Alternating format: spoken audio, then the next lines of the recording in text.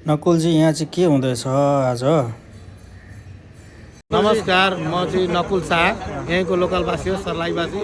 यो चाहिँ देख्नुहुन्छ इन्डियाको टुरिस्ट गाडी हो। यो हाम्रो बागमती सर्लाहीमा जहिले पनि जुन इन्डियन गाडीहरू आए पनि यो बागमती पुल छेउमा यो टुरिस्ट गाडीहरू आएर यहाँ नुहाइधुवाइ गरेर खाना पकाएर रेस्ट गरेर फेरि यता जनकपुर जान्छ। अनि यो चाहिँ अनि के भइरहेछ? अहिले उनीहरूको खानाको व्यवस्था हुँदैछ यहाँनिर।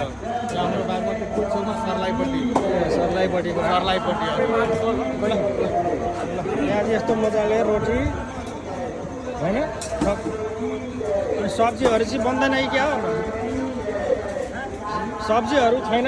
सब्जीहरू बन्छ, अहिले रोटीको टाइम पालो छ, त्यहाँ बनाइसकेको छ नि त सब्जीहरू।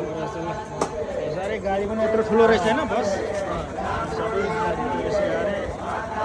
अनि हाम्रो यहाँ चाहिँ यहाँ के लाग्दो हो?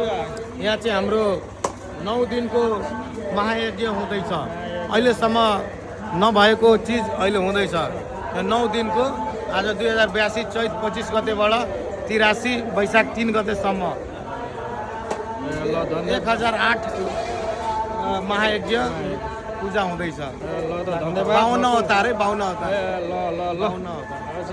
एकदम जुन ठाउँबाट हेर्दै हुनुहुन्छ हेरेर पनि दर्शन गर्नु होला, ढोकिदिनु होला, आइदिनु होला भन्न चाहन्छु। धन्यवाद नकुलजी। ल यो हाम्रो बागमती सर्लाही।